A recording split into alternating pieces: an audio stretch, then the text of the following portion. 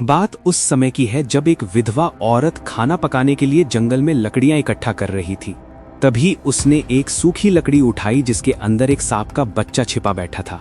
इस बात से बेखबर औरत लकड़ियों के साथ सांप को भी अपने घर ले गई। घर जाकर उसने जैसे ही लकड़ियों को जमीन पर रखा तभी वो सांप बाहर निकल आया। औरत के पास एक पालतू बंदर भी था जो उसके साथ खेलने लगा। औरत ने सांप को देखा लेकिन उसे मारा नहीं क्योंकि उसके कोई बच्चे नहीं थे। शादी के कुछ दिन बाद ही उसके पति की मृत्यु हो गई और किसी तरह वो इस छोटी सी झोपड़ी में जिंदगी काट रही थी। फिर उसने सांप को पालने का फैसला किया। औरत उसे अपने बच्चे की तरह प्यार करती और भूख लगने पर गाय का दूध पिलाती। फिर ऐसे ही कुछ साल बीत गए और वो सांप अब बड़ा हो गया। फिर एक दिन वो सांप एक लड़के का रूप धारण कर लेता है। ये देख औरत समझ जाती है कि वो कोई साधारण सांप नहीं बल्कि एक इच्छाधारी नाग है। फिर एक दिन सांप ने औरत से कहा, आप मेरी शादी का प्रस्ताव राजा के समक्ष लेकर जाइए। ये सुन औरत बोली, बेटा ये तो असंभव है, राजा मेरी बात बिल्कुल नहीं सुनेगा। इस पर सांप ने कहा, माँ एक बार पूछने में क्या जाता है, मैं जानना चाहता हूँ कि राजा अपनी पुत्री की शादी मुझसे कराएंगे या नहीं। औरत बोली, ठीक है बेटा, मैं कल जाऊंगी। फिर अगले दिन वो महल की तरफ निकल पड़ी। थोड़ी देर चलने के बाद औरत महल पहुंच गई। जैसे ही उसने अंदर जाने का प्रयास किया तभी द्वारपालों ने उसे रोकते हुए कहा, आपको अंदर जाने की अनुमति नहीं है। जब तक राजा का आदेश नहीं होता कोई भी व्यक्ति महल के अंदर नहीं जा सकता। औरत बोली, करनी है, कृपया करके मुझे जाने दें। उसके बार बार आग्रह करने पर द्वारपालों ने उसे महल के अंदर जाने दिया। औरत राजा के पास गई और कहा, मैं अपनी बेटी के लिए आपकी पुत्री का हाथ मांगने आई हूँ और मैं ये भी पहले ही सुनिश्चित कर देती हूँ कि मेरा बेटा एक सांप है महाराज। ये सुनते ही राजा क्रोधित हो उठा। फिर सैनिकों ने औरत को घसीटते हुए ले जाकर महल से बाहर फेंक दिया। फिर वो दर्द के मारे कराने लगी क्योंकि उसका एक हाथ टूट गया था। अब वो खुद को संभालते हुए किसी तरह घर लौटी और सांप बेटे को महल में हुई घटना के बारे में बताया। फिर उसने कहा, माँ तुम अपने हाथ की चिंता मत करो। तभी उसने मणि प्रकट की और बोला, मेरी माँ का हाथ अभी ठीक हो जाए। इतना कहते ही औरत का टूटा हुआ हाथ बिल्कुल पहले जैसा ठीक हो गया। सांप ने अगले दिन भी औरत को महल भेजा। इस बार भी राजा के सिपाही उसे महल के अंदर जाने के लिए परेशान करने लगे तो इस बार औरत ने अपनी मणि निकालकर ठीक उसी तरह सांप को शादी करने के लिए सो के भेजा। महल से बाहर फेंक देते हैं। वो फिर एक बार जलील होकर और शरीर पर चोट लिए वापस घर लौट जाती है। इस बार भी सांप बेटे ने उसे ठीक कर दिया और एक बार फिर से औरत को महल जाकर राजा से शादी की बात करने के लिए कहा। वो घबरा गई और बोली, बेटे मैं बार बार जलील होने नहीं जा सकती और साथ ही मार पड़ती है सो अलग। माँ बस ये आखिरी बार आप चले जाइए, इसके बाद मैं दोबारा नहीं बोलूंगा जाने को। औरत फिर से एक बार राजा से कहती है, महाराज यहाँ आना मेरी मजबूरी है, बस आखिरी बार मैं आपसे पूछ रही हूँ, क्या राजकुमारी की शादी मेरे सांप बेटे से कराएंगे? फिर राजा ने कुछ देर विचार किया और मुस्कुराते हुए बोला, अगर राजकुमारी को ले जाना ही है तो अपने बेटे से कह देना, आज से ठीक 2 दिन बाद तुम्हारी झोपड़ी की जगह वहाँ एक विशाल महल होना चाहिए जो हमारे महल से साफ नजर आए और उस महल के सामने 1000 हाथी और 400 घोड़े हमारे स्वागत के लिए खड़े होने चाहिए। राजा की बात सुन वो हैरान रह गई। इस बार सैनिकों ने उसे इज्जत से जाने दिया। इस बात की खुशी औरत के चेहरे पर साफ दिख रही थी। घर जाकर उसने बेटे से कहा, महल और हाथी घोड़े की बात कर रहा था राजा। माँ बस इतनी सी इच्छा है राजा की, ये तो बहुत आसान है, तुम चिंता मत करो, कल सुबह ही इंतजाम हो जाएगा। फिर आधी रात को सांप घर से बाहर निकला और मणि हाथ में लेकर बोला, मेरी ये छोटी सी झोपड़ी एक विशाल महल में बदल जाए और महल के सामने 1000 हाथी सहित 400 घोड़े मेरी सेवा में उपस्थित हो जाएं। इतना बोलते ही जगमगाता हुआ स्वर्ण से बना महल झोपड़ी की जगह खड़ा हो गया और 1000 हाथी सहित 400 घोड़े भी स्वागत के लिए तैयार थे। फिर अगली सुबह राजा को उसकी पत्नी जगाते हुए बोली, उठिए चलकर देखिए बाहर क्या हो रहा है। उसने बाहर जाकर देखा तो स्वर्ग जैसा महल उसके ठीक सामने नजर आ रहा था, जिसे देख राजा की आंखें फटी की फटी रह गईं और उसने अपनी पत्नी से कहा, असंभव, अविश्वसनीय, ये कैसे हो सकता है? रातों रात कोई महल कैसे बनकर तैयार हो गया? क्या ये मेरी आंखों का धोखा तो नहीं? पत्नी बोली, राजन ये कोई आंखों का धोखा नहीं, अपितु एक असली महल हमारे सामने नजर आ रहा है। फिर राजा जोर जोर से हंसने लगा, से रोने लगा और अपनी पत्नी को उस घटना के बारे में बताया। ये सुन पत्नी भी रोने लगी क्योंकि वचन के मुताबिक अब उनकी इकलौती पुत्री को सांप से शादी करनी होगी। दूसरी तरफ सांप तैयार होकर राजकुमारी से शादी करने के लिए घर से निकल पड़ा और साथ ही हाथी घोड़े की बारात भी पीछे चल रही थी। राजकुमारी ने भी बिना चेहरा देखे उससे शादी कर ली। फिर राजा ने भारी मन से अपनी बेटी को विदा किया। फिर जैसे ही वो अपनी पत्नी को देखने के लिए कमरे में दाखिल होता है कि तभी उसका आधा शरीर सांप जैसा देख राजकुमारी घबरा गई और चिल्लाते हुए बाहर की तरफ भागी। फिर चारों तरफ एक दिव्य रोशनी का प्रकाश फैल गया और सांप रूप बदलकर अपने वास्तविक शरीर को धारण कर लेता है, जो कि एक बेहद ही सुंदर युवक लग रहा था। इस रूप में राजकुमारी सांप को देखकर हैरान रह गई। फिर उसने राजकुमारी से कहा, अभी जो हुआ इस घटना को तुम्हें गुप्त रखना है। ये किसी को मत बताना कि रात को मैं मनुष्य का रूप धारण कर सकता हूँ। फिर राजकुमारी ने इसका कारण पूछा। मुझे श्राप मिला है और उसके मुताबिक मेरी पत्नी ने अगर किसी को मेरी सच्चाई बता दी तो मुझे किसी अज्ञात जगह पर कैद कर दिया जाएगा। हमेशा के लिए गायब हो जाऊंगा। राजकुमारी सहमति जताते हुए कहती है, ठीक है, मैं ये बात किसी को नहीं कहूंगी, मगर मैं तुम्हें किस नाम से पुकारूं? देव, देव नाम है मेरा। तुम मुझे इसी नाम से बुलाना। इधर राजा को अपनी बेटी की चिंता हो रही थी, तो उसने एक सैनिक से कहा, जाओ और बिना किसी की नज़र में आए मेरी बेटी का पता लगाओ, वो ठीक है या नहीं। कहीं उस सांप ने मेरी फूलों सी नाजुक बेटी को कोई नुकसान तो नहीं पहुंचाया। फिर अगले दिन सैनिक सांप के महल में चुपचाप घुस जाता है और जब उसने छुप कर देखा तो राजकुमारी उसे ठीक हालत में नजर आई। फिर वो महल जाकर राजा और रानी से कहता है, राजन, आप चिंता ना करें, राजकुमारी वहां बिल्कुल ठीक है। राजा को तनिक भी उम्मीद नहीं थी कि ये सुनने को मिलेगा और वो अभी भी संतुष्ट नहीं था। अब 2 दिन बाद राजा ने एक पत्र लिखा जिसमें वो अपने सांप दामाद और बेटी को भोज के लिए आमंत्रित करता है। जब राजकुमारी अपने पति के साथ मायके आती है तब माँ ने इशारों में कहा, मेरी बच्ची, हमने बहुत गलत किया है तुम्हारे साथ। तुम्हें कितना दुख झेलना पड़ रहा है हमारी वजह से। माँ, ये आप क्या कह रही हैं? मैं अपने पति के साथ बहुत खुश हूँ, बल्कि ये तो मेरा सौभाग्य है कि मुझे ऐसा जीवन साथी मिला। अब 1 महीना बीत गया और नगर में एक व्यापारी के घर शादी थी। उसने राजा और राजकुमारी को समारोह में आमंत्रित किया। तो सांप ने कहा, मेरी प्यारी पत्नी, से कहना नहीं कि मैं दिन में सांप और रात में एक मनुष्य का रूप ले सकता हूँ। इस बात का ध्यान रहे, नहीं तो तुम्हें पता है कि इसका अंजाम क्या होगा मेरे साथ।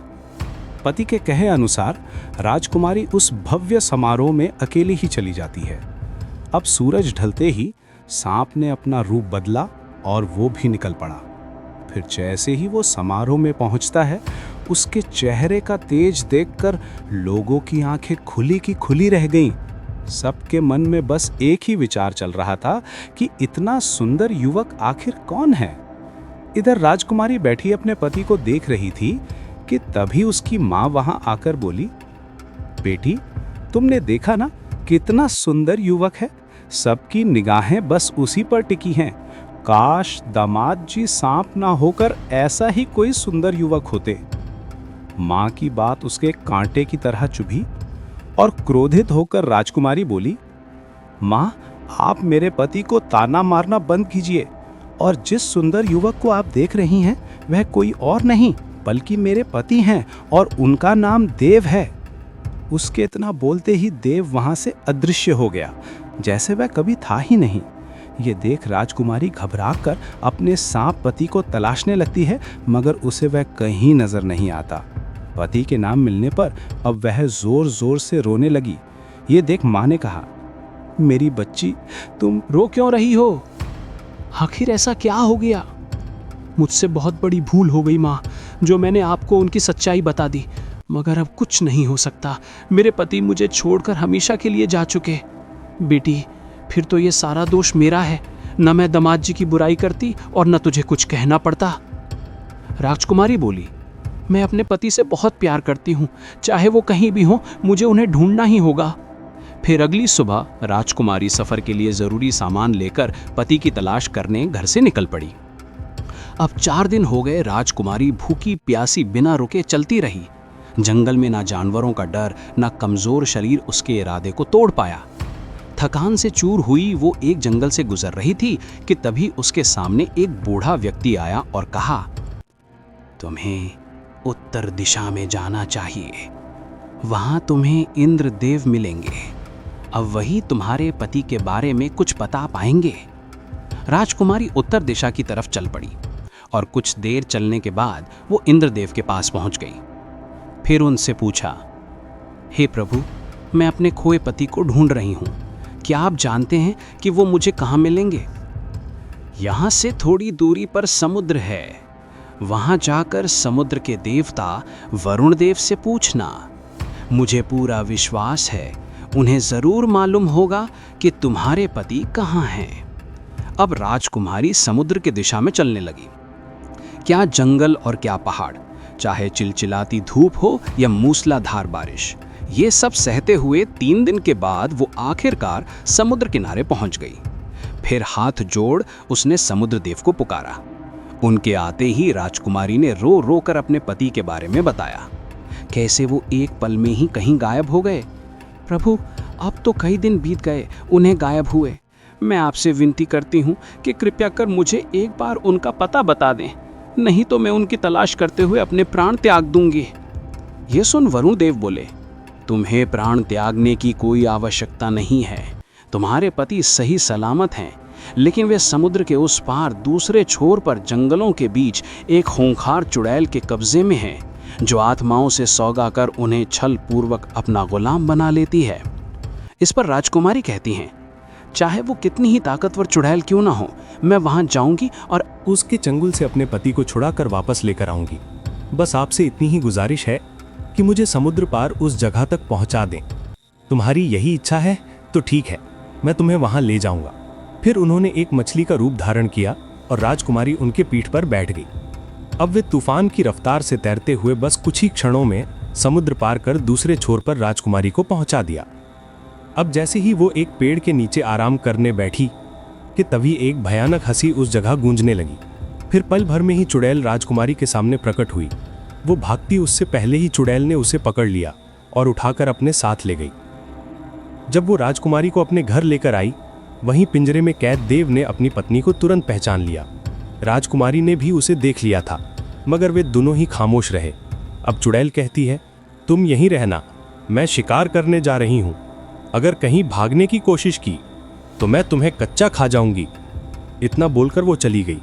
उसके जाते ही राजकुमारी ने अपने पति को कैद से बाहर निकाला और एक दूसरे के गले लग गए।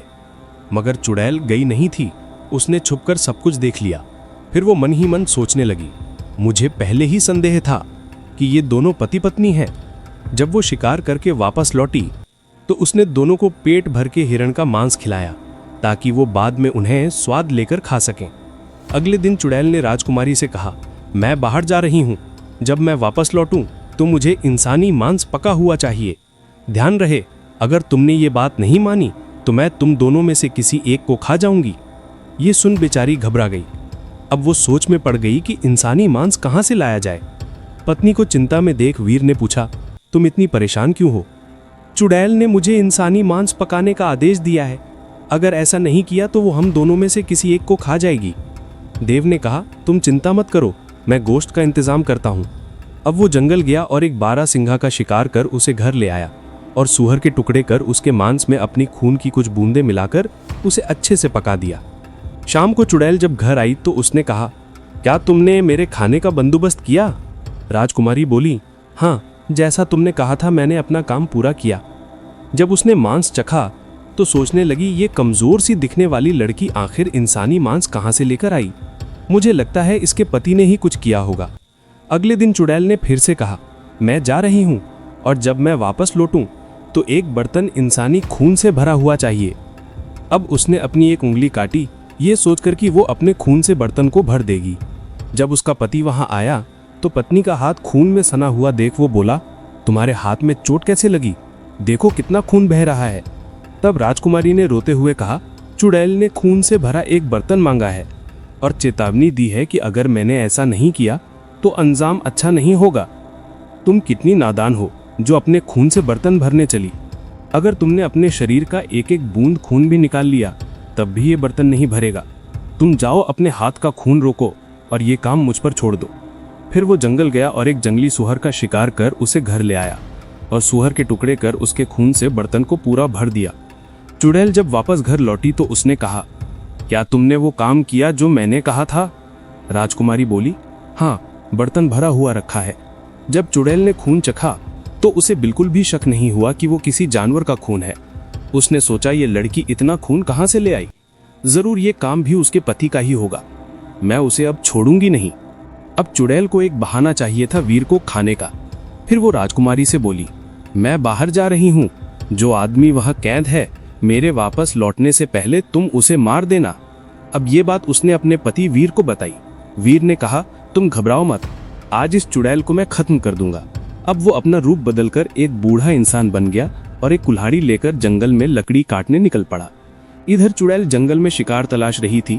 तभी उसने महसूस किया कि कोई इंसान आसपास ही है और उसकी गंध का पीछा करते हुए वो बूढ़े वीर तक आ पहुंची और उसके पास जाकर बोली, ए बूढ़े इंसान, तुझे डर नहीं लग रहा जो तू मेरे जंगल से लकड़ियां काटने की गुस्ताखी कर रहा है? इसके लिए मुझे क्षमा करें, मैं तो बस एक जवान लड़के के लिए ताबूत बना रहा हूँ। आखिर कौन था वो जिसकी मृत्यु हुई था? एक नौजवान जिसकी पत्नी ने ही उसे चाकू से मार दिया। ये सुनकर चुड़ैल बहुत खुश हुई। उसने सोचा, आखिर लड़की ने खुद की जान बचाने के लिए अपने पति को मार दिया। लगता है मुझसे गलती हो गई। ये ताबूत मैंने उसके कच से छोटा बना दिया। अब मुझे दूसरा बनाना पड़ेगा। तभी चुड़ैल बोली, मैं इसमें लेटकर देखती हूँ, क्योंकि वो मेरे ही कद का था, मैं उसे जानती थी। जैसे ही वो उसमें लेटी, वीर ने तुरंत ताबूत को बंद कर उसमें आग लगा दी। देखते ही देखते चुड़ैल ताबूत के साथ जलकर भस्म हो गई। अब वीर श्राप से मुक्त होकर अपनी पत्नी के साथ वहां से चला गया।